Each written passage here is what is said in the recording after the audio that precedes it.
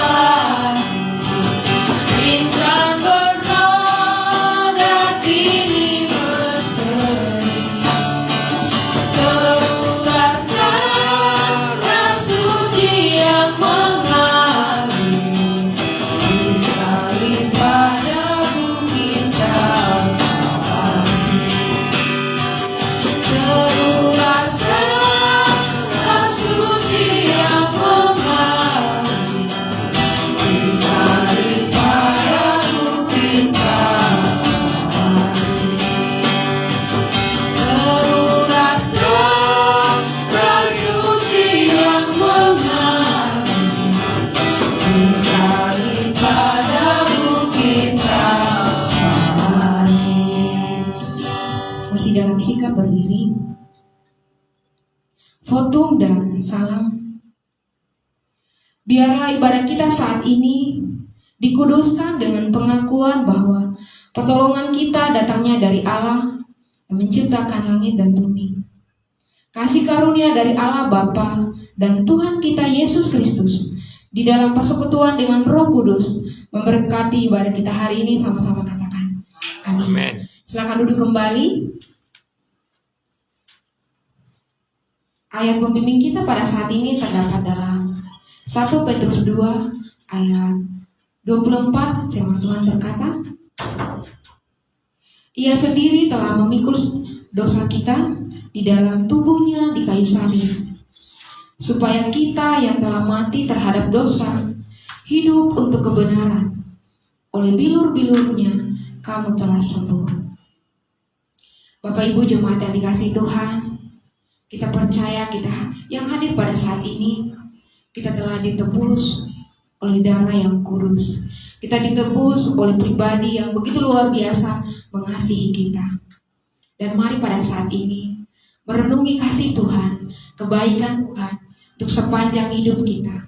Mari kita mengingat bagaimana mula-mula kita menerima kasih Tuhan. Bagaimana pertama kita jatuh cinta kepada sang pribadi yang begitu mengasihi kita. Kita merenungi bagaimana pengorbanannya, kita merenungi bagaimana kasihnya untuk hidup kita, untuk keluarga kita, untuk sanak saudara kita, untuk bangsa kita, bahkan bagi dunia. Mari pada saat ini saja kita semua secara pribadi kita merenungi kebaikan Tuhan dalam kehidupan kita secara pribadi.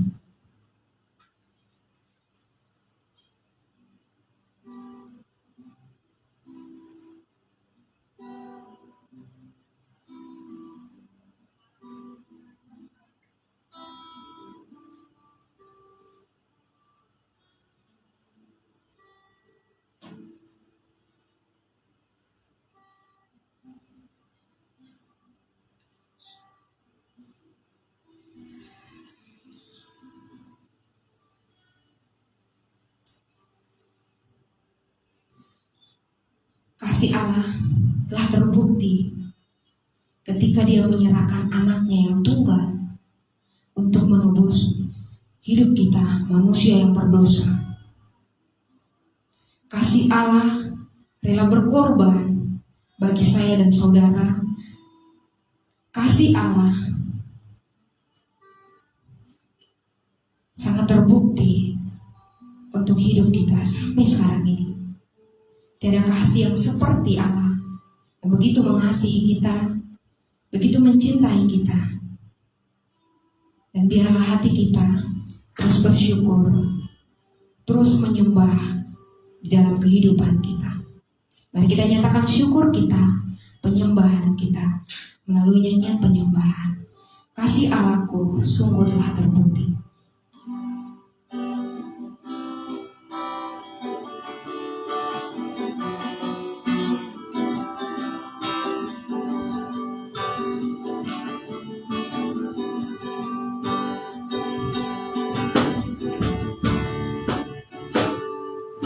Kasih Allahku sungguh telah terbukti ketika Dia serahkan anaknya. Kasih Allah mau berkorban bagi kau dan aku. Tak ada kasih seperti kasih-Mu. Bersyukur, bersyukur, bersyukur, bersyukurlah, bersyukur karena kasih setia-Mu. Ku sembah, ku sembah, ku sembah, ku sembah, selama hidupku ku sembah Kau Tuhan. Sekali lagi kita ulangi dari awal. Kasih Allahku sungguh telah terbukti ketika Dia serahkan anaknya. Kasih Allah mau berkorban Engkau dan aku, tak ada kasih seperti kasih-Mu. Bersyukur, bersyukur, bersyukurlah, bersyukur karena kasih setia-Mu. Ku sembah, ku sembah, ku sembah dan ku sembah, sama hidupku ku sembah Kau Tuhan. Bersyukur, bersyukur, bersyukurlah, bersyukur karena kasih setia-Mu. Ku sembah, ku sembah, ku sembah dan ku sembah, sama hidupku ku sembah Kau Tuhan.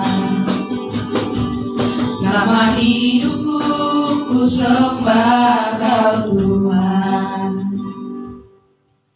Terima kasih Tuhan, terima kasih Yesus. Terima kasih Tuhan untuk pagi yang indah ini ya Bapa. Engkau perkenankan kami anak-anak-Mu untuk bersyukur, untuk menyembah-Mu pada saat ini.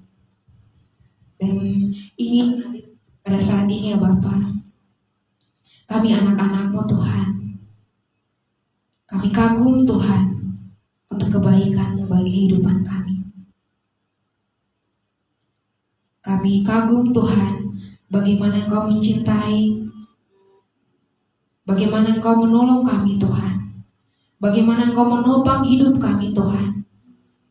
Dalam kami berjuang Tuhan, untuk setiap hal yang kami lewati, untuk setiap kehidupan kami ya Bapa.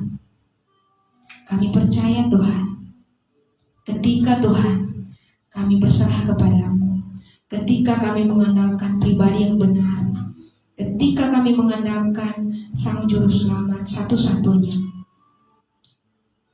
kami mampu, kami bersukacita Tuhan, karena kami percaya kami telah dibenarkan Tuhan, kami telah dimenangkan atas dosa-dosa kami Tuhan. Dan karena kami percaya Tuhan, kami ditebus bukan dengan barang yang fana Tuhan, kami ditebus bukan dengan emas dan perak ya Bapa, tetapi Engkau telah membayar lunas kami, Engkau telah menebus kami Tuhan, lewat darah-Mu yang kudus Tuhan, lewat pengorbanan-Mu Tuhan di kayu salib. Dan kami percaya Bapa, tiada yang sia-sia atas pengorbanan-Mu akan kehidupan kami. Dan apa yang Kau rindukan untuk kehidupan kami Bapa, apa yang Kau ingini bagi kehidupan kami anak-anak-Mu, biarlah Engkau yang berkenan. Dan kami anak-anak-Mu Tuhan diberikan hati yang taat ya Bapa, dalam setiap momen kehidupan kami, dalam setiap apapun yang kami lewati, untuk kehidupan yang masih Tuhan percayakan. Ajarlah untuk kami taat Tuhan kepada-Mu. Mari Bapak Ibu Jemaat yang dikasih Tuhan, kita mengangkat nyanyian seperti yang Kau ingini.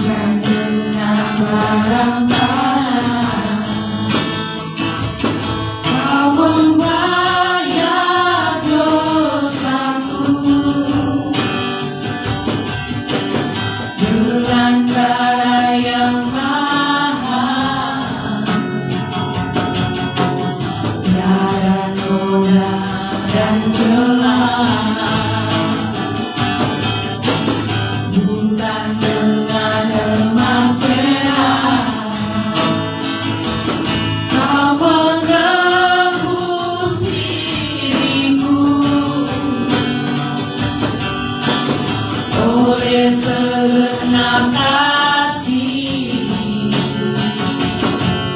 dan pengorbananmu, ku telah mati dan tinggalkan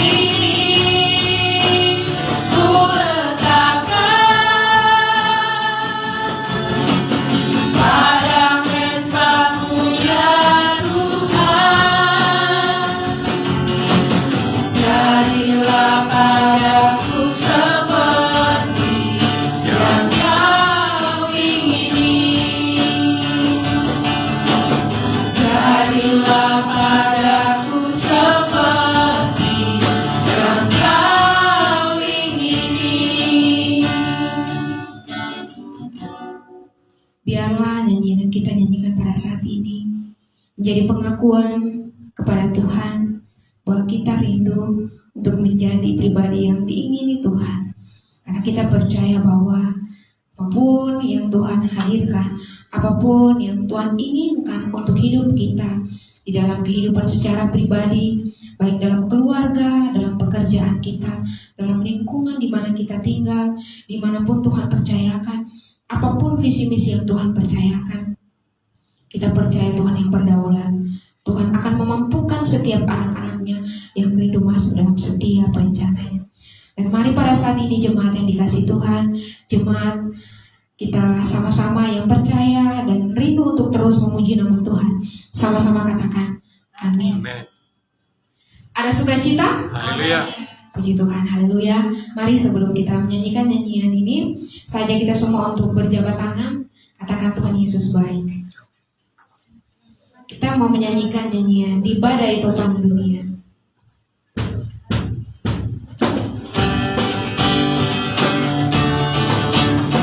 Saja kita semua untuk berdiri, kita nyanyikan dengan penuh sukacita di badai topan dunia.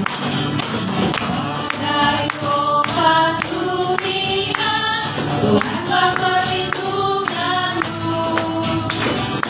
Dari goncang semesta, Tuhanlah perlindunganku.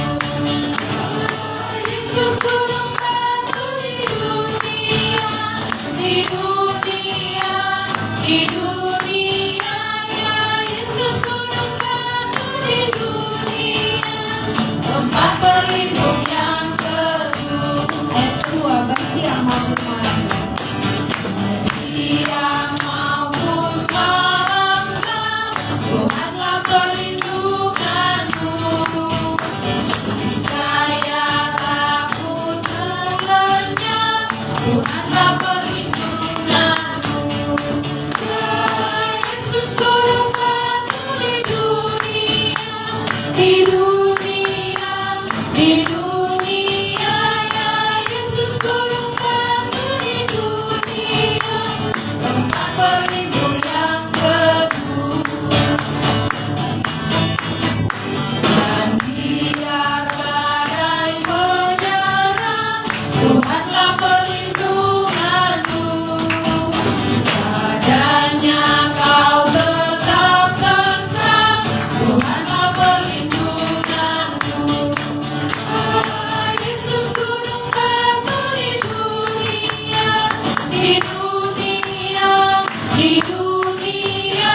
Ya Yesus gunung batu di dunia, tempat berlindung yang teduh. Ayat 1 kita ulang dari awal. Dari topan dunia, Tuhanlah perlindunganmu. Dari goncang semesta, Tuhanlah perlindunganku. Ya Yesus gunung batu di dunia, di dunia, di dunia. Ya Yesus gunung batu di dunia, tempat berlindung yang teduh. Yesus gunung batu di dunia, di dunia, di dunia. Ya Yesus gunung batu di dunia, tempat berlindung yang teduh, tempat berlindung yang teduh, tempat berlindung yang teduh. Dan juga berikan kita menyembah Tuhan. Silakan duduk kembali.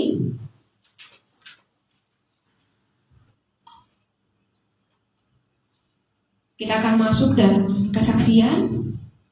Jika ada jemaat yang rindu bersaksi pada saat ini, dipersilakan.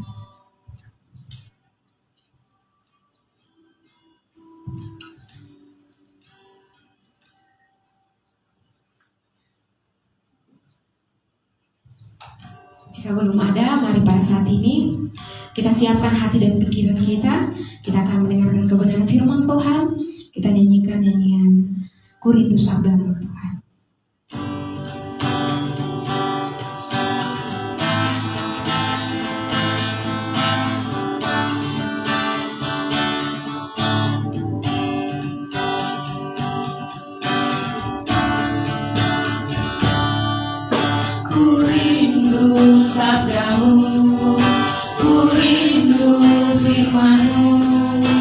firman Tuhan Yesus yang heran dan berkuasa.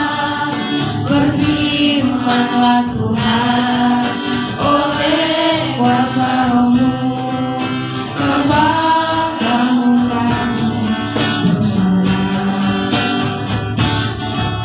Berfirmanlah Tuhan, Roh Kudus urapi hamba-Mu. Berfirmanlah Tuhan, ku rindu menikmati sabda-Mu. Berfirmanlah Tuhan, Kudus urapi hamba-Mu. Berfirmanlah Tuhan, ku rindu menikmati sabda-Mu.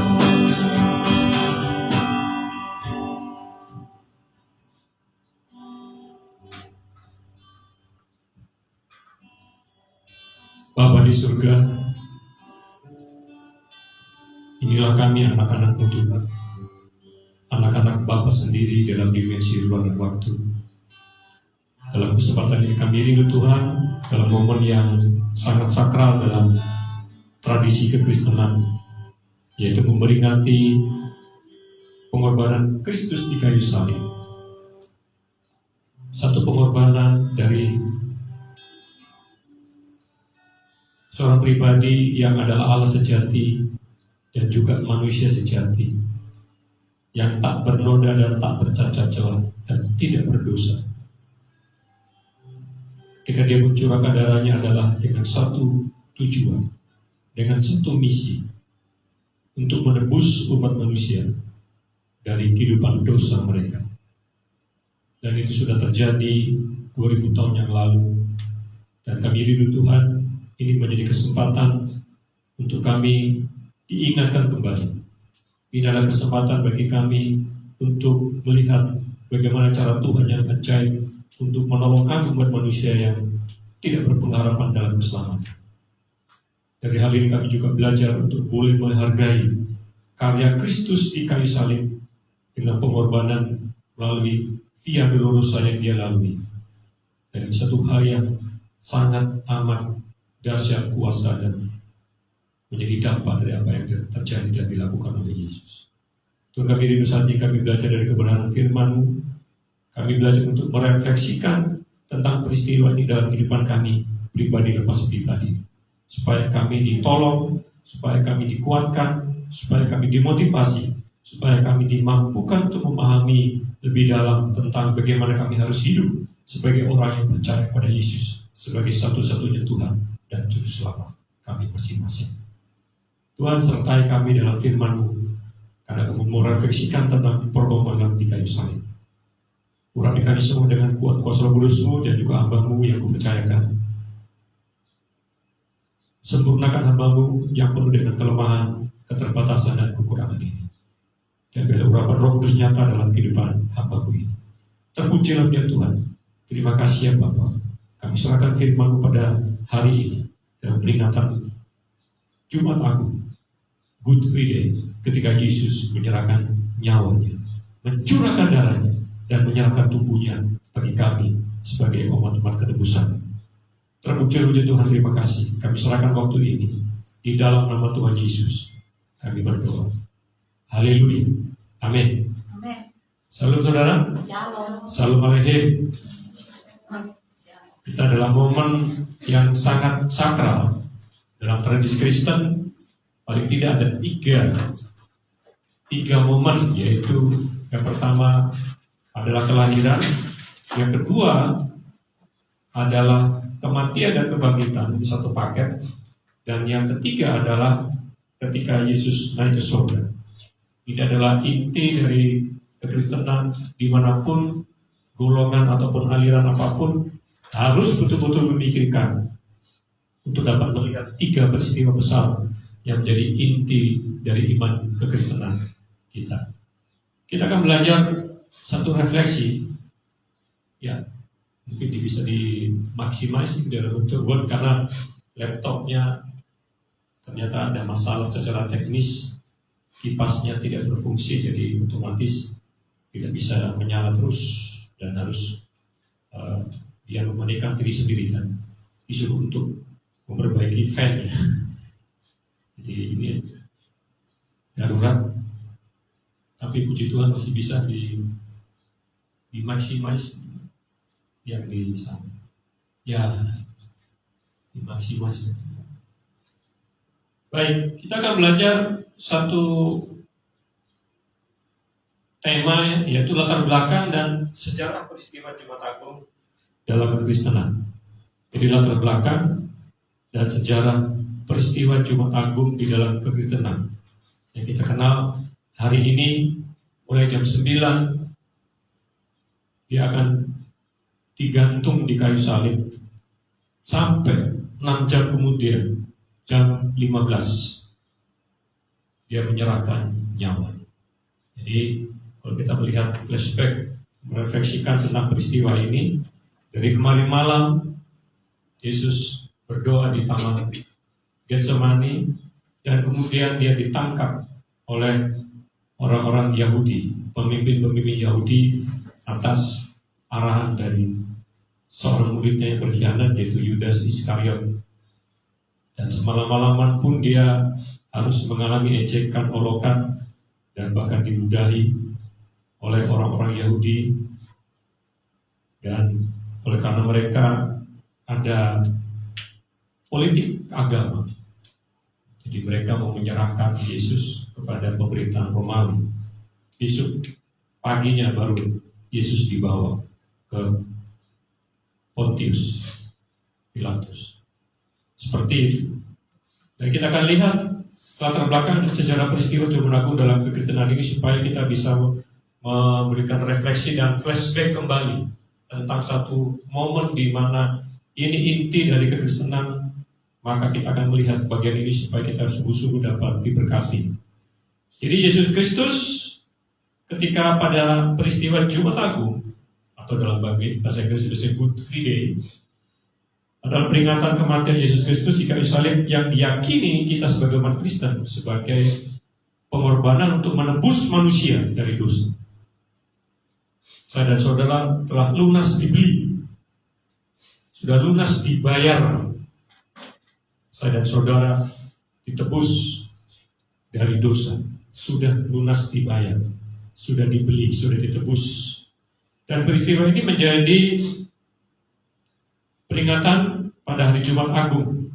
Dan ini adalah hari Jumat dalam hitungan yang ada adalah sebelum, jadi hari Jumat dalam hitungan, dalam tradisi hitungan orang Yahudi saat itu yang namanya dikatakan sebagai satu hari adalah mulai dari jam 6 sore kemarin dan berakhir pada jam 6 sore berikutnya. Itu dikatakan sebagai satu hari. Jadi bukan hitungan satu hari kita mulai jam 12.00 misalnya begitu, atau 00, 24.00, bukan. Perhitungan mereka adalah dari jam 6 sore kemarin sampai nanti jam 6 sore hari ini. Itulah dikatakan sebagai satu hari. Dan dari jam 6 sore Jumat sampai jam 6 sore Sabtu itu satu hari. Jadi hitungan satu hari. Dan dari jam 6 sore sampai jam 6 sore Ahad hari pertama itu dikatakan sebagai satu hari dalam hitungan tradisi Yahudi zaman itu. Kalau kita kan 24.00 itu hitungan kita ramalan. Jadi mereka hitungan mereka adalah jam 6 sore sampai jam 6 sore berikutnya, hari berikutnya begitu. Makanya Yesus memang dikatakan memang 3 hari karena sesuai dengan jatuhnya di hari ketiga. Hari pertama jam 9 hari ini itu masih hari pertama. Dan nanti dia akan meninggal jam 3 sore masih di hari pertama. Seperti itu. Jadi hitungan hari bukan hitungan jam. Hitungan jatuh di hari apa dia? Di hari apa? Hari ini, hari pertama. Dan kemudian masuk ke jam 6 sore, sampai jam 6 sore hari Sabtu, hari Sabat. Itu adalah hari kedua.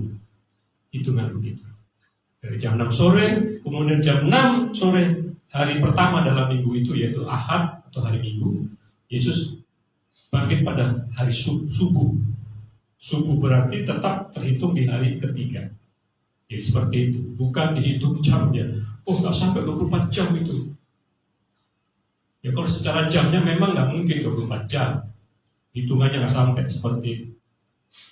Tetapi bicara di sini hari pertama, hari kedua, dan hari ketiga. Hitungan orang itu hari, bukan bilang jamnya. Seperti itu. Itu pun kalau dikatakan sebagai subuh itu sudah di tengah-tengah. Dari jam 6 sore hari Sabtu, subuh, kemudian baru jam 6 sore di hari Ahad. Itu sudah di tengah-tengah. Jadi kalau hitungan hari, memang di hari ketiga. Memang dia 3 hari, bukan berapa jam. Gitu. Seperti itu, supaya kita bisa memahami. Dan kita akan menjadi belajar tentang pekan. Makanya saya pakai istilahnya lebih bagus pekan Paskah, pekan suci Paskah, seperti itu. Itu yang lebih relevan karena dalam pekan Paskah ini ada namanya kematian Yesus pada hari Jumat dan kebangkitan Yesus pada hari pertama dalam minggu itu, hari Ahad. Nah, kita akan lihat latar belakang teologis dari bagian ini dalam bentuk word, jadi terpaksa karena emergensi. Jadi kematian Yesus dipandang sebagai penggenapan membuat perjanjian lama tentang Mesias yang menderita, dan banyak sekali ayat-ayatnya. Terutama yang Yesaya pasal 53, dan juga sebagai tindakan kasih Allah untuk menyelamatkan manusia. Yohanes pasal 3 ayat 16.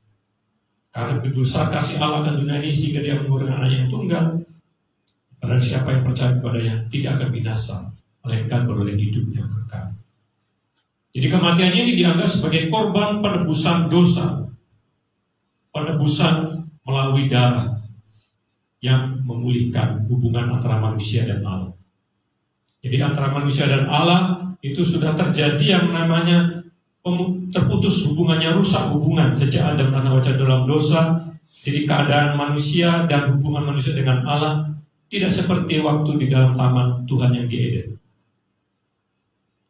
Ketika Adam dan Hawa belum melakukan yang namanya dosa atau belum jatuh ke dalam dosa saat itu.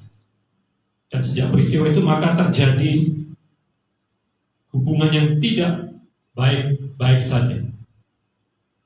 Istilah baik-baik saja ini tren hari-hari ini antara Allah dengan manusia, sehingga terjadi kerusakan hubungan antara manusia dan Allah.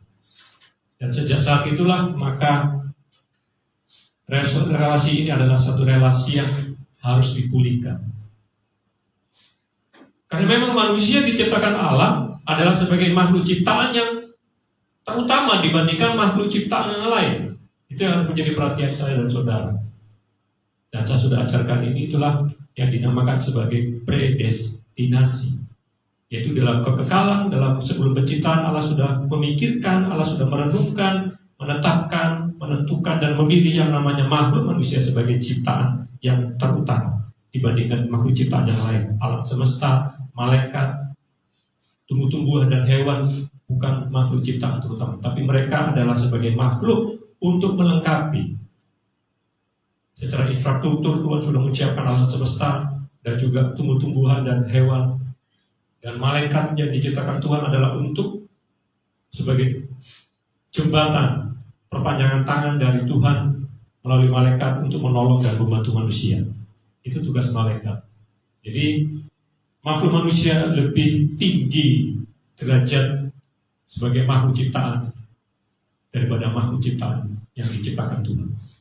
Dan itu terjadi kerusakan, makanya Tuhan yang punya inisiatif bagaimana supaya terjadi yang namanya pemulihan hubungan antara manusia dan Allah yang sudah rusak karena dosa. Dan inisiatif inilah datang kepada manusia dari Tuhan dengan proto Injil, Kejadian pasal 3 ayat 15, bahwa keturunan perempuan ini akan meremukkan kepala si ular, tetapi si ular akan meremukkan tumit dari keturunan perempuan ini. Ini bicara tentang nubuatan proto Injil, kabar baik yang pertama kali muncul sejak kejatuhan Adam dan Hawa dalam dosa. Tuhan memberikan janji, keturunan perempuan ini akan meremukkan kepala si ular, dan si ular akan meremukkan tumitnya. Ini bicara tentang ketika Yesus yang di kayu salib itu, dia yang tidak berdosa, tetapi dijadikan dosa. Jadi ketika dikatakan Alkitab, dia yang tidak berbuat dosa dan tidak mungkin berbuat dosa, tetapi dijadikan dosa. Itulah peristiwa ketika dia disentuh oleh dosa. Bukan dia melakukan dosa, tapi dosa itu menyentuh dia. Jadi ketika dosa itu menyentuh dia, dia tidak berbuat dosa, tapi tersentuh dosa, maka kemanusiaannya mati. Setelah Petrus memberikan satu penjelasan. Dia dibunuh dalam keadaannya sebagai manusia. Manusia sejatinya mati. Dalam Yesaya pasal 53 tadi, ayat 5 dan 6 terutama, tetapi dia tertikam oleh pembenaran kita. Dia diremukkan oleh karena kejahatan kita. Tuhan telah menimpakan kepadanya kejahatan kita sekalian. Tuhan telah menimpakan kepadanya kejahatan kita sekalian. Dia harus ditimpai dosa. Jadi dosa manusia itu harus ditanggung Yesus ketika dia tersentuh dosa itu. Maka dia mati. Kematian sebagai manusia adalah sebagai satu bukti bahwa ketika dia yang tidak berbuat dosa dan tidak mungkin berbuat dosa, disentuh dosa, diremukkan tumit, sebagai gambaran pengenapan Kejadian pasal 3 ayat 15. Yohanes pasal 1 ayat 9, lihatlah anak domba Allah yang menghapus dosa manusia. Ketika dia datang kepada Yohanes Pembaptis, dan Yohanes Pembaptis melihat dia dan dia tahu bahwa itu adalah Yesus. Dia berkata, lihatlah anak domba Allah yang hapus dosa dunia. Jadi ini makna teologis yang harus kita pahami tentang bagian ini, latar belakangnya saudara, supaya kita bisa tahu siapakah Yesus. Yesus yang adalah manusia sejati dan Allah sejati. Ini penting saudara. Dan saya sudah banyak cerita tentang bagaimana proses dia menjadi manusia.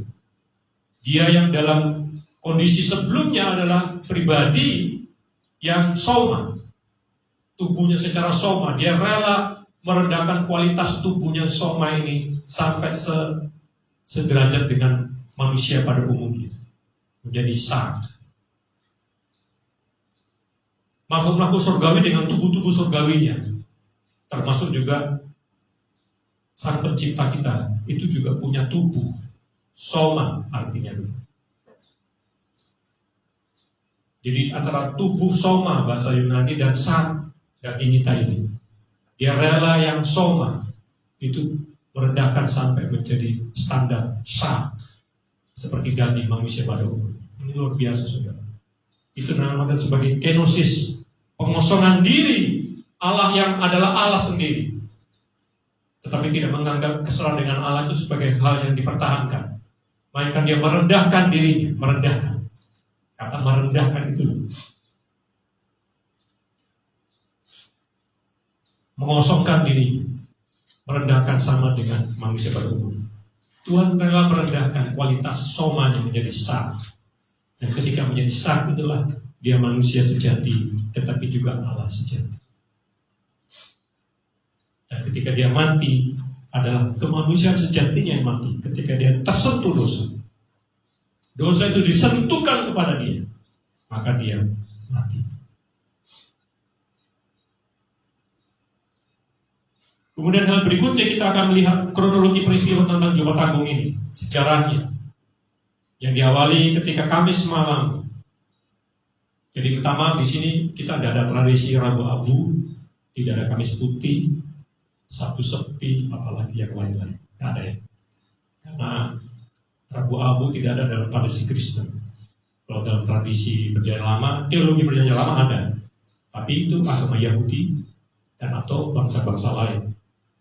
Tapi dalam konteks perjanjian baru tidak pernah rasul-rasul ataupun siapapun dalam pengajaran bicara tentang pertobatan itu harus berkubang dengan abu.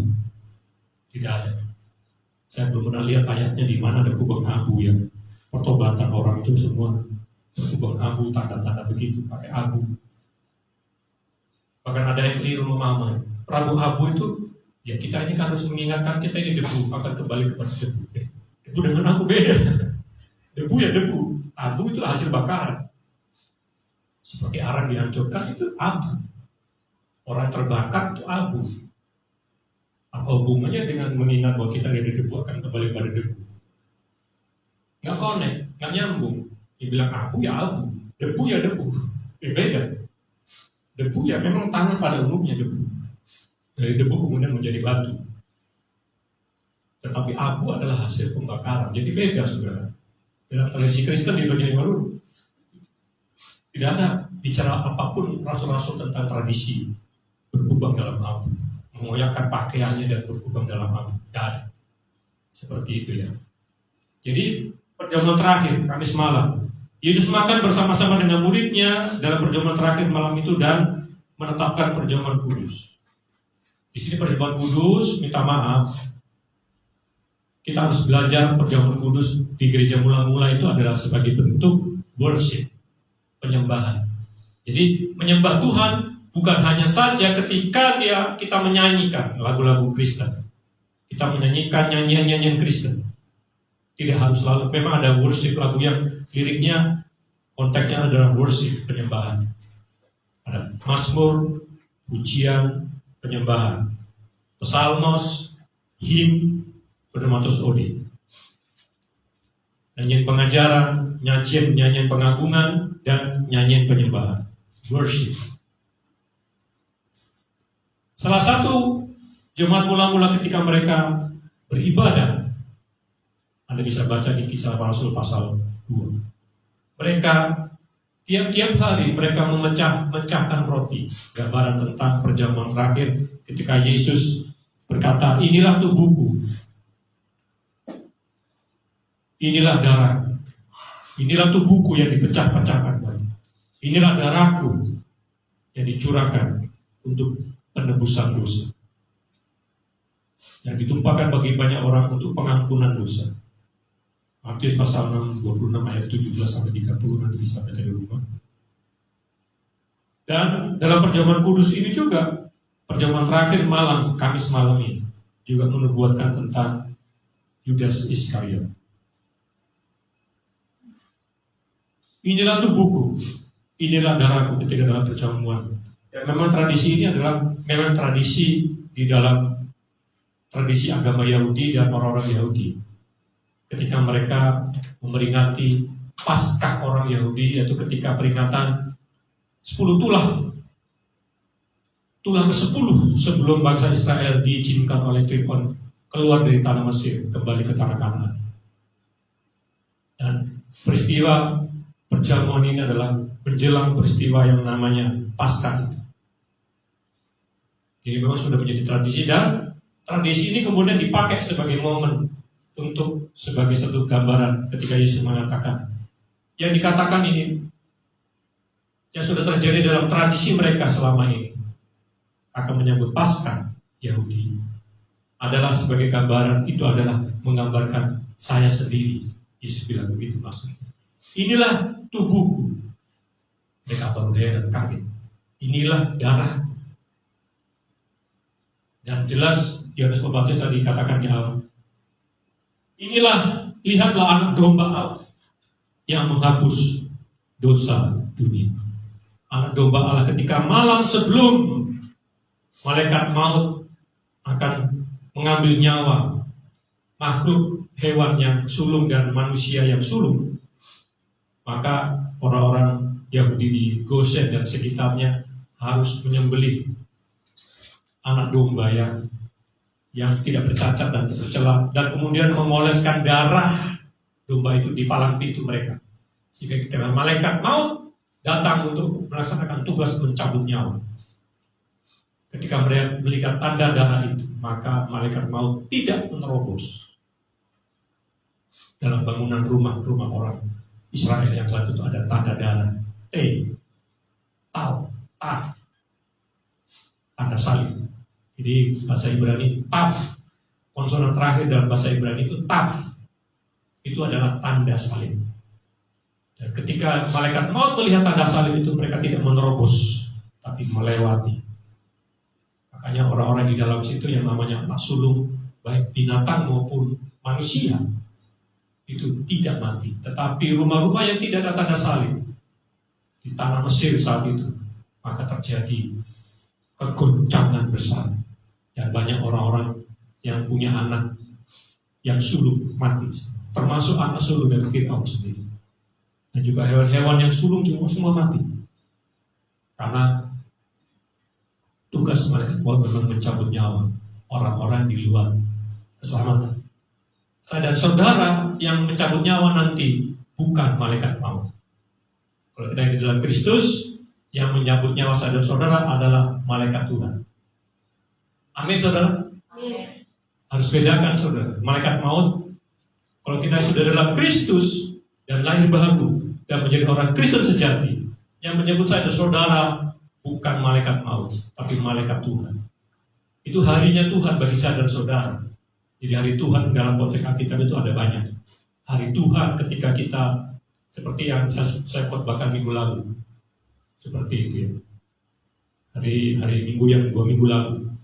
Hari Tuhan ada banyak konteks. Hari Tuhan Yesus datang yang kedua kali. Hari Tuhan juga kematian. Kematian kita itu hari Tuhan bagi anak-anak Tuhan. Harinya Tuhan, bukan harinya malaikat maut. Kalau malaikat maut jelas, Paulus juga mengutip kejadian peristiwa itu. Saya sudah pernah khotbahkan. Ketika mereka bersungut-sungut, maka Tuhan menyuruh malaikat maut untuk membinasakan mereka. Paulus mengutip kembali cerita itu di dalam surat. Saudara, ini menjadi bagian yang perlu kita, kronologi pertama perjamuan terakhir bagi tradisi yang ada di sana. Kemudian yang kedua, setelah itu, setelah mulai hari malam, maka Yesus melakukan yang namanya doa di Taman Getsemani. Setelah perjamuan, Yesus berdoa di Taman Getsemani dan mengalami pergumulan batin sebelum penangkapan. Jadi waktu berdoa semalam-malaman, ketika tengah malam itulah murid-muridnya 3 kali Yesus, Bapa, jikalau sekiranya mungkin, biarlah cawan ini lalu daripadaku, tetapi janganlah seperti yang ku kehendaki, melainkan seperti yang Engkau kehendaki. 3 kali Yesus. Yang pertama, kemudian dia lihat murid-muridnya tertidur dan mereka bangun. Kemudian dia berdoa yang kedua kali dengan perkataan yang sama. Ya Bapa, jikalau sekiranya mungkin, biarlah cawan ini lalu daripadaku, tetapi janganlah seperti yang ku kehendaki, melainkan seperti yang Kau kehendaki. Yesus selesai berdoa itu lihat murid-muridnya tertidur lagi juga. Itu yang kedua kali, memang sudah tengah malam, sudah ngantuk. Kemudian yang ketiga, Yesus memperkatakan perkataan yang sama. Dan setelah Yesus melihat murid-muridnya, silakan tidur. Dan kemudian tiba-tiba datang rombongan orang-orang Yahudi atas dari arahan Yudas Iskariot yang sudah menjual Yesus dengan 30 keping perak. Dan itu yang terjadi ketika dia berdoa di Taman Getsemani. Maka dalam hal berikutnya, pengkhianatan Yudas Iskariot dan penangkapan Yesus. Yudas Iskariot mengkhianati Yesus dengan ciuman, dan Yesus ditangkap oleh para serdadu agama. Jadi dalam agama imam-imam itu ada namanya pasukan orang-orang Yahudi yang menangkap Yesus pada malam hari itu. Dan mereka bertanya kepada Yudas, ikut aku, nanti saya akan tunjukkan siapa yang harus kamu tangkap. Orang yang kucium itulah yang harus kau tangkap. Karena mereka malam gelap, jadi namanya zaman itu tidak seperti kita yang lampunya terang benderang harus pakai api obor dan sebagainya. Mereka kan tipikalnya mirip-mirip juga. Jadi wajah-wajah mereka baku-baku mirip. Yang mana kira-kira yang dikatakan Yesus ini?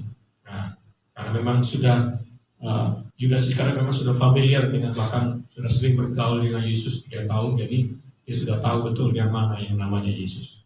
Atas arahan dia, maka ketika dia mencium Yesus, para serdadu pasukan dari agama-agama Yahudi yang tahu itu dia orang. Kemudian mereka menangkap, dan peristiwa terjadi sampai Petrus harus mencabut pedang dan memotong telinga dari seorang pasukan Yahudi yang disuruh oleh Sanhedrin untuk menangkap Yesus, dan telinganya putus, yaitu Malkus. Orang yang kucium itulah dia, tangkaplah dia. Markus 14 ayat 45. Jadi jelas Yudas Iskariot memberikan tanda siapakah yang akan ditangkap ke sekian orang saat itu yang ada. Karena paling tidak ada Yohanes, ada Petrus, ada Yakobus yang menemani mereka Yesus ketika dia berdoa di Taman Getsemani. Kemudian hal berikutnya, kronologinya adalah pengadilan Yesus. Jadi pada malam waktu ditangkap itu adalah serdadu dari pasukan keamanan Bait Allah, dan di hadapan imam besar itu Sanhedrin pada malam itu Yesus dituduh menghujat Allah. Tuduhan menghujat Allah karena Yesus menyamakan diri dengan Allah. Engkau anak Allah.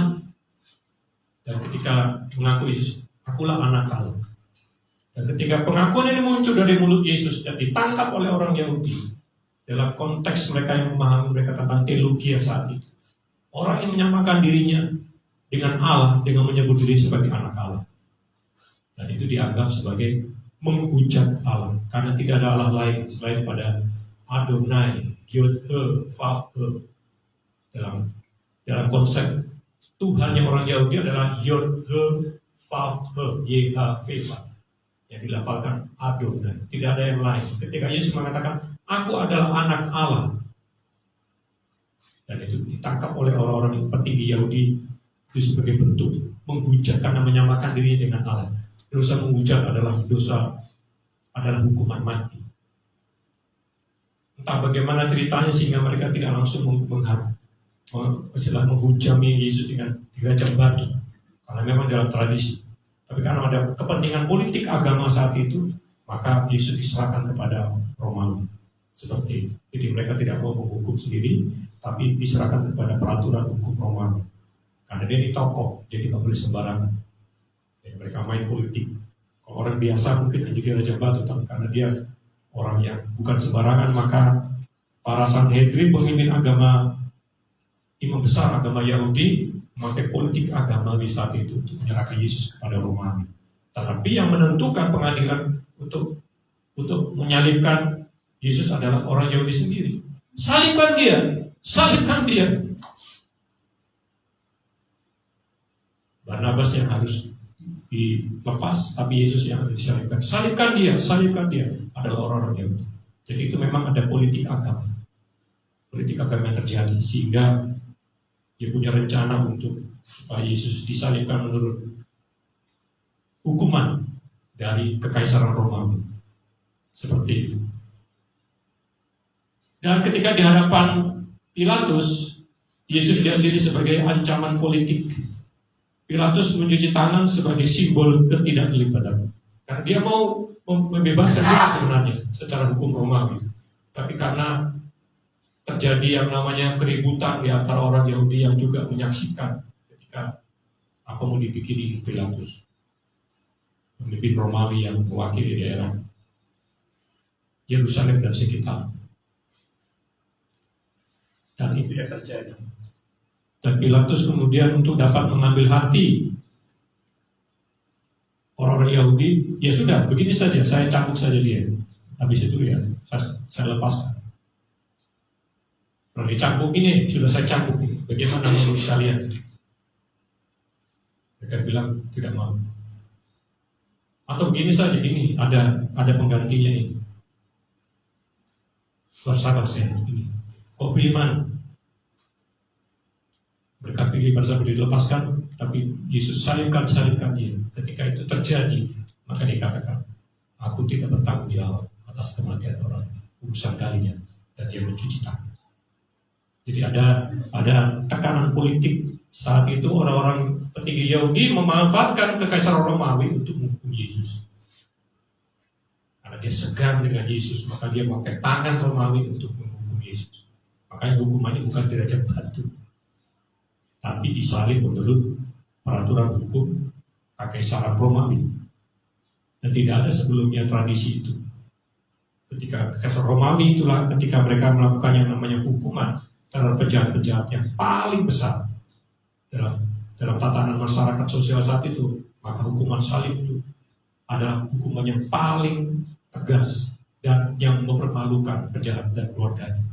Seperti itu gambaran tentang hukuman salib saat itu dalam konteks hukuman di kekaisaran Romawi. Ayat Yohanes pasal 3, 18 dan 36 sampai 37. Kerajaanku bukan dari dunia ini. Aku datang ke dalam dunia untuk memberi kesaksian tentang kebenaran. Jadi ketika Yesus menyamakan diri dengan anak Allah, bla bla bla bla, dan orang-orang petinggi Sanhedrin Yahudi juga merasa tersaingi, orang-orang Farisi, itu orang iman semua kalah debat istilahnya dalam bersilat kata tentang teologi-teologi yang ada. Jadi mereka punya saingan, yaitu Yesus sebagai saingan, sebagai ancaman politik. Maka Yesus katakan, kerajaanku bukan dari dunia ini. Ya memang, karena memandang orang itu Mesias yang diharapkan orang Yahudi sekarang ini. Sampai sekarang ini mereka mengharapkan Mesias adalah Mesias yang memimpin kerajaan dan bait Allah akan dibangun kembali. Di dalam Alkitab sudah jelas, bait Allah akan dibangun kembali. Dan ini proses sementara sedang terjadi, persiapan segala sesuatunya. Memang harus tercatat dalam Alkitab nubuatan itu dan akan terjadi. Pembangunan bait Allah tadi akan dibangun. Dan ketika itu terjadi, maka Mesias yang akan memimpin. Mesias adalah pemimpin tertinggi nantinya dalam hierarki agama Yahudi. Dan kita sudah tahu yang belajar Wahyu dan juga beberapa ayat firman Tuhan, bahwa siapakah Mesias yang akan diangkat oleh orang-orang Yahudi nanti ini? Mesias palsu. Mesias memang, tetapi kemudian dia berkhianat. Dia menjadi pendurhaka. Alkitab menyebutnya si pendurhaka, anak durhaka, yang diberikan kekuasaan oleh orang-orang Israel, agama Yahudi, kepada Mesias yang diangkat ini. Dan ketika semua akses nuklir, akses bom dan segala sesuatu diserahkan kepada Mesias untuk memegang, dan kemudian dia menjadi durhaka. Yang dikatakan si pendurhaka itu akan menduduki bait Allah. Bait Allah berarti betul akan terbangun. Dan dia akan menduduki bait Allah, menguasai bait Allah, dan akan menyatakan dirinya Allah. Nah, istilah kemudian orang Yahudi kecewa. Sudah dikasih akses semua kepada Mesias itu yang diangkat nanti. Tapi ternyata durhaka dia. Pada orang Yahudi sendiri durhaka. Karena sudah semua dikasih akses, tidak ada lagi kesempatan. Justru ketika dia menjadi pendurhaka dan menyatakan diri sebagai Allah di bait Allah, dia akan duduk di bait Allah dan menyatakan diri sebagai Allah. Itulah maka dikatakan dalam konteks agama Yahudi, Mesias ini menghujat Allah karena menyamakan diri dengan Allah. Maka kecewa orang yang, tapi apa boleh buat, sudah terlambat. Akses semua dikasih sama Mesias palsu ini yang akhirnya menjadi antikristus. Dan ketika itu terjadi, orang Yahudi sendiri akan ditindas oleh antikristus dengan kroni-kroni ini. Semua akses, semua kekayaan, semua ilmu pengetahuan dan akses nuklir apa semua diserahkan sama Mesias. Karena memang kerajaan yang dianggap mereka adalah kerajaan dunia ini akan menguasai dunia ini. Tapi Yesus mengatakan, kerajaanku bukan dari dunia ini. Jadi kita bisa belajar saudara tentang bagian ini. Karena memang Yesus datang sebagai Mesias untuk menyiapkan saya dan saudara kerajaan sorga. Amin. Yang bukan dari dunia ini. Dunia ini akan dihancurkan, akan dilenyapkan. Langit yang pertama dan bumi yang pertama sudah tidak ada lagi, akan dilenyapkan tuh. Dan penciptaan kembali akan terjadi, recreation, langit yang baru dan bumi yang baru. Wahyu pasal 21. Dan kemudian Yerusalem baru turun dari sorga. Dan dalam Yerusalem baru ini ada juga bait Allah. Tapi bait Allah sudah tidak ada lagi. Karena apa? Karena bait Allah adalah Allah sendiri. Wahyu pasal 21. Artinya apa, saudara? Tentang pembangunan bait suci, bait Allah oleh orang Yahudi sekarang ini, apa respon kita? No comment saja, biarin aja. Alkitab sudah menubuatkan, tinggal tunggu waktunya saja. Dan memang tidak perlu lagi bait Allah, nggak perlu. Kenapa harus ke Yerusalem lagi? Nggak perlu lagi. Yerusalem ada nanti Yerusalem baru.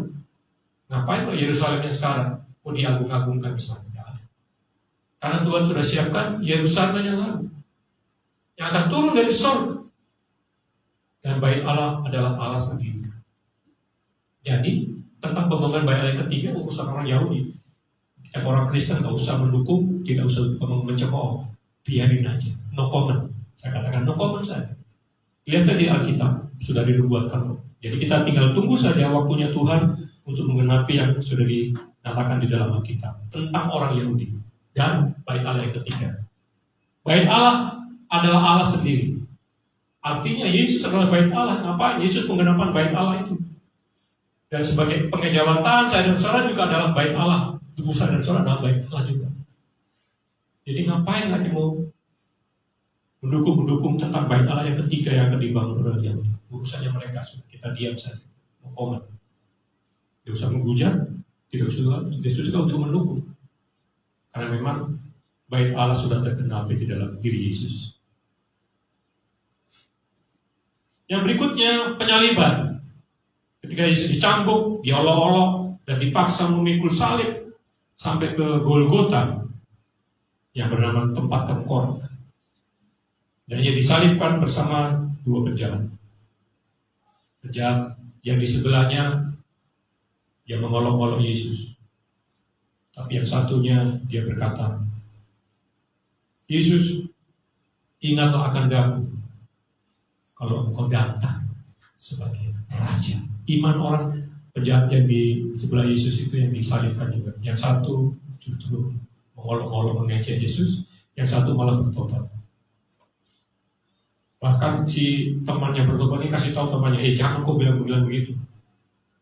Kita yang memang pantas, karena memang kejahatan kita. Tapi orang ini, dia tidak melakukan dosa yang sepantasnya untuk dihukuman mati. Seperti itu. Yesus, ingatkan aku, kalau kau datang sebagai raja. Pengakuan yang luar biasa, saudara. Lalu Yesus berkata, hari ini juga engkau akan bersama dengan aku di Firdaus.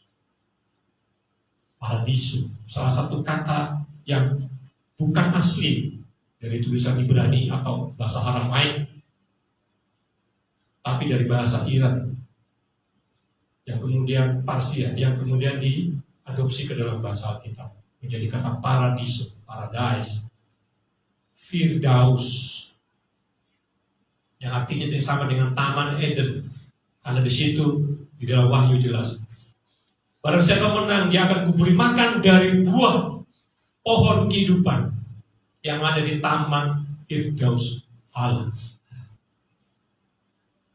Dan Firdaus ini adalah kita yang bukan orang Yahudi. Ketika kita mati, maka kita akan ke Firdaus. Amin. Bukan ke Hades. Bukan ke Seoul juga. Bahasa Ibraninya Seoul. Bahasa Yunaninya Hades. Tapi bagi orang Yahudi yang percaya kepada Yesus sebagai Mesias, bahkan mereka yang sebelum Yesus datang, mereka mengimani Mesias juga datang dan dia akan hidup sesuai dengan tuntunan dan hukum Taurat. Dan betul-betul yang mengimani Mesias itu juga akan mengalami keselamatan dan mereka dipindahkan ketika Yesus mati. 3 hari kemudian dia bangkit. Ketika di dalam maut, dia mau turun ke dalam kerajaan maut. Untuk apa, saudara? Untuk memindahkan roh-roh orang yang meninggal di perjalanan lama.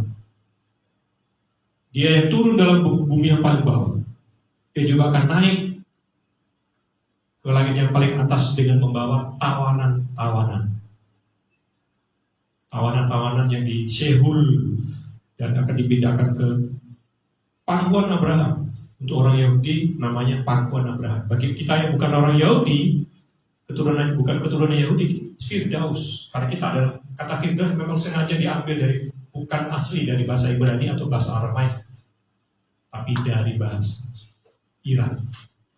Partia dan Firdaus. Itu artinya menggambarkan kata Firdaus adalah bagi orang-orang yang di luar Yahudi. Orang Yahudi yang percaya, maka mereka pemahaman mereka di pangkuan Abraham. Perumpamaan tentang Lazarus dan orang kaya itu adalah orang Yahudi. Bahkan pangkuan Abraham. Orang kaya itu di mana? Di Hades. Tetapi Lazarus di pangkuan Abraham. Itu orang Yahudi. Jadi berita baiknya saudara bagi kita yang bukan orang Yahudi, ada Firdaus bagi saya dan saudara. Amin. Dan ini satu gambaran ketika peristiwa salib itu. Yohanes pasal 19, 17-18, dia memikul salibnya ke tempat yang bernama tempat ketorak. Disitulah mereka menyalibkan dia. Lukas pasal 23 ayat 34. Ya Bapa, ampunilah mereka, sebab mereka tidak tahu apa yang mereka perbuat. Yesus waktu di kayu salib, ya Bapa, ampunilah mereka, sebab mereka tidak tahu apa yang mereka perbuat. Kematian Yesus setelah 6 jam disalib, dari jam 9 pagi sampai jam 3 sore, Yesus menyerahkan nyawanya dan terjadi gempa bumi dan tabir bait Allah terbelah dulu.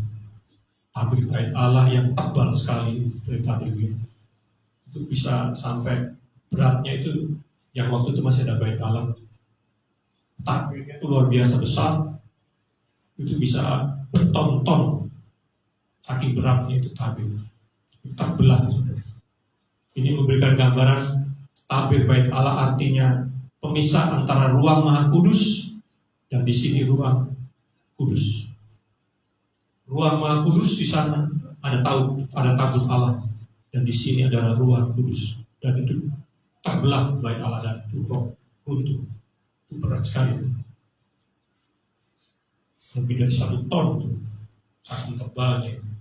Tapi itu runtuh, artinya memberikan gambaran tentang akses saya dan saudara bukan lagi seperti tradisi agama Yahudi. Bukan lagi mengandalkan yang namanya tabernakel. Itu konsep teologi perjanjian lama. Kita bukan teologi perjanjian lama, kita ini teologi perjanjian baru, jadi jelas. Itu sudah tidak berlaku lagi. Itu semua adalah sebagai gambaran, dan semua ini bicara tentang yaitu satu pribadi kepada pribadi, yaitu Yesus Kristus. Dan itu terbelah artinya akses antara ruang Maha Kudus dan ruang kudus sudah tidak ada lagi pemisah. Yang tadinya kita mengalami kerusakan dalam hubungan kita dengan Allah, tapi melalui Yesus hubungan manusia dengan Allah yang rusak tadi sekarang sudah dipulihkan. Amin. Punya akses langsung ke ruang Maha Kudus. Maka sekarang kita bisa berdoa langsung kepada Bapa. Tidak perlu melalui perantara. Ya Bap, ya siapa-siapa dibilang begitu. Tolong katakan sama Yesus ya, supaya dia memenuhi permintaan saya. Akan ada doa begitu. Perantara, pakai perantara. Tidak usah lagi pakai perantara lagi. Amin. Langsung kepada Yesus melalui Roh Kudus kita harus berdoa. Langsung kepada Dia. Punya akses langsung. Tidak lagi pakai sistem perantara. Kalau dulu imam, sekarang nggak perlu lagi kok berdoa, ya silakan langsung kepada Tuhan. Bukti tentang tirai bait Allah yang terbelah dan rusak ketika Yesus menghembuskan nafas terakhir dan terjadi gempa bumi. Dan ketika Yesus di kayu salib, dia mengatakan, Allahku, Allahku, mengapa engkau meninggalkan aku? Ini sebenarnya Yesus sedang menyanyikan Mazmur 22. Satu judul lagu Rusak Betina di Kala Fajar. Ini nyanyian pengharapan. Jadi bukan Yesus berteriak kesakitan, bukan. Ada menafsirkan, oh ini penderitaan rohani. Bukan. Yesus sedang mengutip kembali satu lirik dari Mazmur 22. Mazmur Daud dengan judul Rusa Betina di Kala Fajar. Ini adalah nyanyian pengharapan, yaitu satu sidur atau nyanyian yang menjadi tradisi ibu-ibu orang Yahudi ketika dia menidurkan anak mereka. Dan Yesus juga mengalami itu ketika dia masa kecil, masa bayi, masih kecil, ketika dia tidurkan oleh mamanya Maria. Dan lagu ini adalah lagu yang sudah menjadi tradisi. Jadi setiap ibu-ibu selalu menyanyi. Kalau di sini nanti jadi ibu-ibu. Di sini nenek dengan nyonya. Yang lain ada. Belajar nanti mereka membuka dengan cara menyanyi. Nah, sidur ini dipakai ibu-ibu Yahudi ketika mereka menidurkan anak mereka. Jadi Yesus familiar sekali dengan lagu ini sejak kecil. Maka dia waktu dia kayu salib, Allahku, Allahku, mengapa engkau meninggalkan? Yesus menyanyi nyanyian pengharapan, dan di situ ada Maria, ibunya. Dia sudah mengingatkan pada ibunya. Ibu, seperti memang lagu ini, rusa betina di kala fajar, artinya rusa yang menghadapkan fajar yang baru pada besok hari. Malam ini tidur, besok hari dengan hari yang baru. Jadi itu yang menjadi tradisi mereka, menyanyikan lagu ini sebagai gambaran malam hari ini kami akan istirahat, tapi besok kita baru dengan harapan yang baru. Itu konteks lagu ini. Yesus waktu dia Allahku, Allahku, mengapa kau meninggalkan aku, bukan penderitaan rohani, bukan. Yesus teriak-teriak kesakitan, bukan. Tapi Yesus sedang mengingatkan ibunya. Ibu, lagu ini, ingat, memang aku akan mati, tetapi aku akan bangkit kembali. Amin, saudara. Amin. Harapan besok, rusa di kala fajar. Ibu jangan khawatir, memang aku akan mati, tetapi aku akan mengalami kebangkitan dari kematian. Karena memang sebelum-sebelumnya Yesus katakan, aku akan mati 3 hari, tapi aku akan bangkit. Aku akan mati 3 hari dan aku akan bangkit. Aku akan mati 3 hari dan aku akan bangkit. Itu saja salah tanggap. Jangan kau bilang begitu, guru. Masa kau bilang mau mati. Jangan. Nyala kau iblis. Kau bukan mengatakan hal ini kepada siapapun, tapi kau mengatakan ini kepada manusia. Petrus diingatkan Yesus ketika Yesus akan mau masuk di Yerusalem, dan dia memperkatakan perkataan ini. Aku akan masuk, tetapi aku akan mati. Itu salah tanggap. Ya Bapa, ke dalam tanganmu kuserahkan nyawaku. Kuserahkan nyawaku. Yesus menyerahkan nyawanya. Bukan Yesus dicabut nyawanya. Beda. Yesus menyerahkan nyawanya, bukan dicabut nyawanya. Karena memang dia adalah Allah. Yesus sudah berkata, aku bisa menyerahkan nyawaku dan juga bisa menariknya kembali. Dia punya kuasa menyerahkan dan menariknya kembali.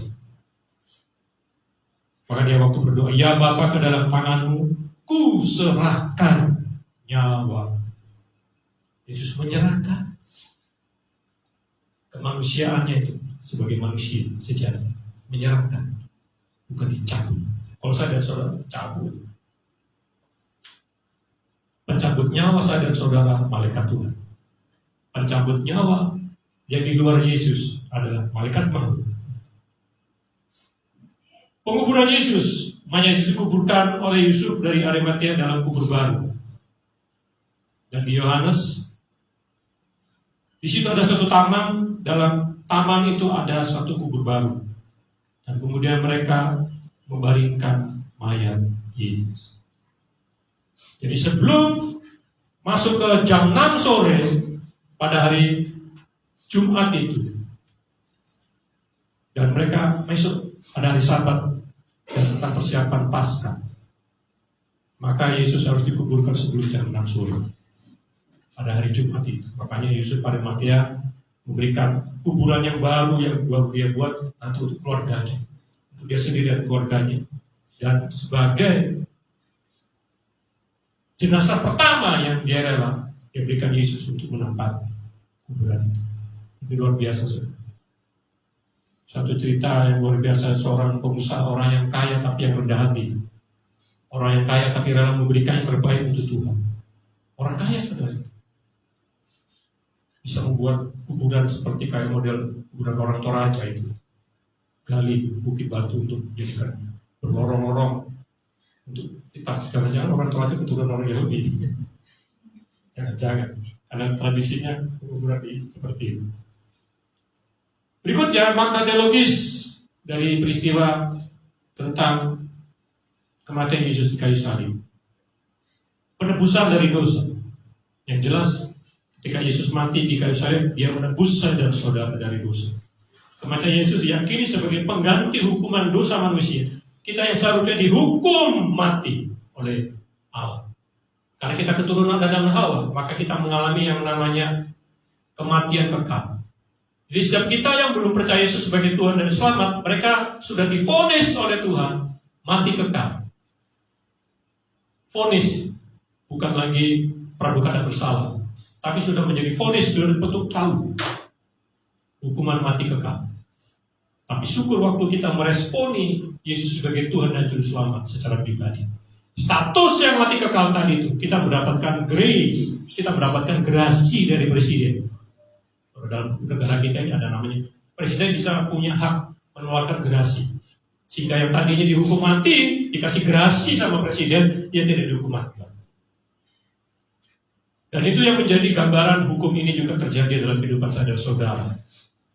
Ketika saudara-saudara di luar Kristus, kita adalah orang yang sudah divonis hukuman mati kekal. Tetapi waktu kita percaya Yesus, kita mendapatkan grasi, kita mendapatkan grace, sehingga yang tadinya mati kekal dipindahkan dari mati kekal, dari maut ini ke dalam hidup yang kekal. Jadi saya dan saudara ketika kita percaya Yesus dan sungguh-sungguh di dalam Tuhan selama kita hidup di dalam dimensi ruang dan waktu, maka saya dan saudara adalah orang yang sudah dipindahkan dari dalam maut ke dalam hidup, dipindahkan dari hukuman mati kekal ke dalam hidup yang kekal. Amin, saudara. Inilah yang menjadi satu penebusan yang seharusnya kita yang menerima, tetapi Yesus rela menerimanya untuk menanggung bagi saya dan saudara. Sehingga kita yang percaya kepada yang sudah menanggung ini, maka kita tidak lagi status kita sebagai mati kekal, tapi hidup kekal. Dan ini kepastian jaminan. Kemenangan atas maut salib menjadi simbol kemenangan atas kuasa dosa dan kematian. Kemenangan atas maut. Hai maut, di manakah sengatmu? Hai maut, tidak ada lagi kuasa. Dan salib Kristus, kita akan mengalami yang namanya kebangkitan dari kematian. Amin. Hai maut, di manakah sengatmu? Yesus saja bangkit dari kematian. Maka kita yang percaya Yesus, maka dalam tubuh dan darah Yesus, itu gambaran tubuh Yesus, memberikan gambaran tubuh yang mati. Tapi hari kemudian, hari Minggu nanti dia akan bangkit. Kemenangan atas maut, artinya bagi saya dan saudara yang percaya Yesus, kita akan mati dengan tubuh ini. Ini harus diganti, karena ini keturunan Adam dan Hawa, dan sudah divonis mati secara jasmani. Maka harus digantikan dengan tubuh yang baru. Tubuh kebangkitan yang baru nanti itulah tubuh kemuliaan yang akan kita akan kenakan selama-lamanya di kekekalan surga. Amin. Kemenangan atas maut, saudara. Saya dan saudara akan mengalami kebangkitan. Jadi jangan khawatir, jangan takut yang namanya mati. Ya memang harus mati. Takut atau tidak takut, tetap mati juga. Dan bagi saya dan saudara, kematian kita adalah harinya Tuhan bagi saya dan saudara. Ngapain mau takut lagi dengan kematian? Karena memang harus mati. Takut atau tidak takut, ya tetap mati. Tetap juga akan mati ini tubuh. Tapi jangan khawatir, amin. Ada jaminan kepastian kita akan memiliki tubuh yang baru. Amin. Apakah tubuh barumu nanti luar biasa? Kasih tahu kiri kanan. Coba. Kasih tahu kiri kanan. Tubuh barumu nanti itu luar biasa. Iya. Sekarang mungkin tidak pede dengan Pak saya kok pesek ya. Pak saya kok hitam begini. Aduh. Pak saya kok keriting sekarang rambutku. Tidak pede dengan, jangan khawatir. Tubuh baru nanti tubuh kemuliaanmu akan pasti luar biasa. Amin. Jadi Dan ini adalah suatu peristiwa penggenapan seperti yang di Mazmur 22 tadi dan Yesaya. Dan perayaan Jumat Agung, umat Kristen memperingati Jumat Agung dengan ibadah, pembacaan kisah sangsara, passion naratif, dan refleksi atas pengorbanan Yesus. Seperti sekarang ini kita ibadah, kita bicara tentang refleksi pengorbanan Yesus, ini penting sekali. Dan ini satu tradisi yang benar. Ada juga beberapa jalan salib, jadi biasa di orang yang ke sana itu dia akan mengenang 14 perhentian ketika di Via Dolorosa itu dalam paket Holy Land. Puasa atau pantang makan makanan ini sebagai bentuk penyesalan kita dan solidaritas dengan penderitaan Kristus. Ada beberapa tradisi orang mau puasa, ya silakan. Tidak puasa juga tidak masalah juga. Jadi bukan satu hal yang harus menjadi tradisi yang seperti mengikat, gitu ya. Tidak ada masalah. Sebagai penutup, ayat penutupnya adalah Ia sendiri telah memikul dosa kita di dalam tubuhnya di kayu salib, supaya kita yang telah mati terhadap dosa hidup untuk kebenaran. Kita yang telah mati bagi dosa. Kalau Paulus di Roma pasal 6, kita yang mati bagi dosa. Kita yang harus mati bagi dosa, bukan dosa yang mati. Dosa itu bersifat kekal. Upah dosa ialah maut. Makanya upah dosa maut. Bukan dosa yang dimatikan, tapi kita yang harus mati. Keinginan kita yang harus dimatikan untuk melakukan dosa, itu yang benar. Kita yang telah mati terhadap dosa hidup sekarang, tapi untuk kebenaran. Kita mati bagi dosa, kita tidak lagi mengangkat lagi keinginan untuk berbuat dosa, dan hidup untuk kebenaran. Sebagai penutup, kesimpulan, Jumat Agung menjadi fondasi iman Kristen. Karena tanpa kematian Yesus tidak ada kebangkitan atau Passover yang menjadi bukti kemenangannya atas maut. Bukan Easter ya, jangan ucapan Happy Easter jangan. Happy Passover. Happy Easter itu adalah agama pagan Inggris sebelum Kristen.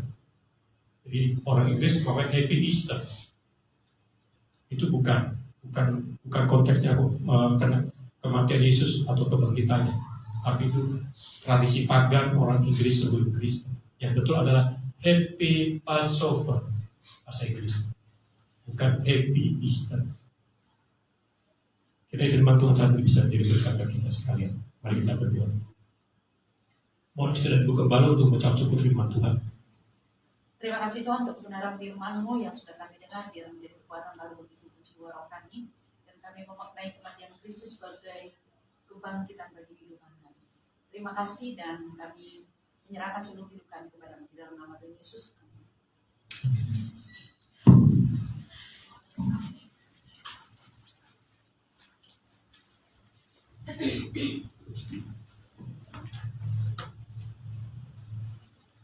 Kita akan memberikan persembahan syukur. Sambil puni dijalankan, kita mau menyanyikan nyanyian Kidung Jemaat Dihapuskan Dosaku.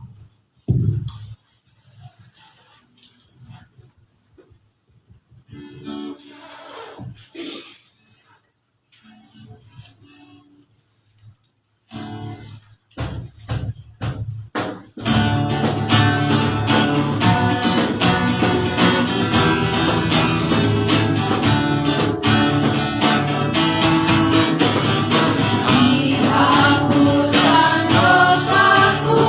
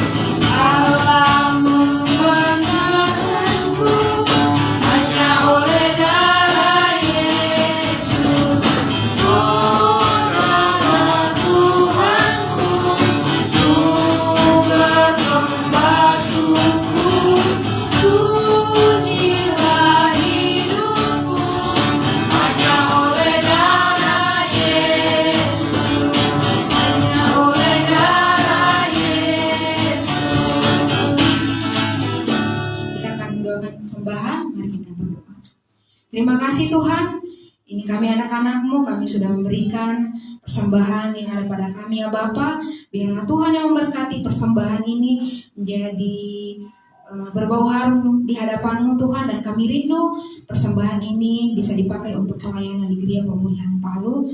Dan terima kasih untuk setiap pribadi yang telah memberikan persembahan ya Bapa. Terima kasih untuk ibadah pada saat ini. Biarlah nama Tuhan yang selalu dipermuliakan. Dalam nama Tuhan Yesus, haleluya. Amin. Kita akan mendengarkan hukum kasih. Saja kita semua untuk bangkit berdiri. Hukum kasih terdapat dalam Matius 22 ayat 37 sampai 39. Jawab Yesus kepadanya, kasihilah Tuhan Allahmu dengan segenap hatimu dan dengan segenap jiwamu dan dengan segenap akal budimu. Itulah hukum yang terutama dan yang pertama. Dan hukum yang kedua yang sama dengan itu ialah kasihilah sesamamu manusia seperti dirimu sendiri. Kita akan mengakhiri dengan nyanyian Kidung Jemaat, Ikut Dikau Saja Tuhan, sebagai nyanyian komitmen kita di hadapan Tuhan.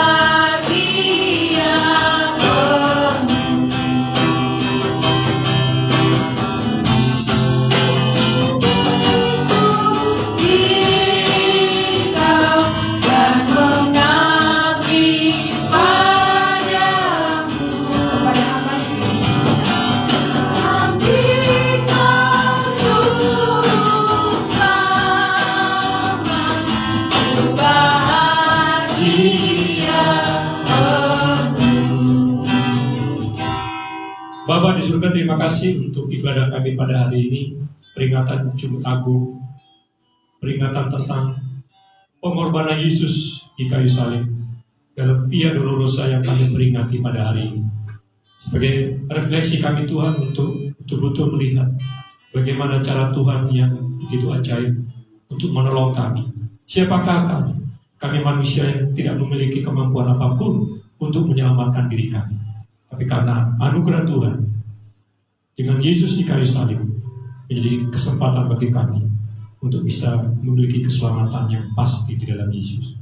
Terima kasih Tuhan, terpujilah nama-Mu, dan biarlah apa yang menjadi ibadah kami saat ini merupakan suatu ukupan yang berharum dan Tuhan berkenan di dalam ibadah ini. Pujian, hormat, dan kemuliaan hanya bagi nama Tuhan Yesus yang kami agungkan dalam ibadah kami pada saat ini. Terima kasih Tuhan, terpujilah nama-Mu. Jemaat sekalian, pulanglah dan terimalah berkat Tuhan. Tuhan memberkati dan melindungi engkau. Tuhan menyinari engkau dengan wajah-Nya dan memberi engkau kasih karunia.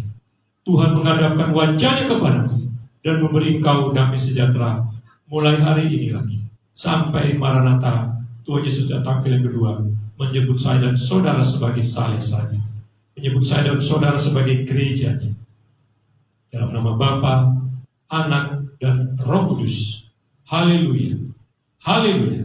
Yang percaya katakan amin. Silakan duduk kembali.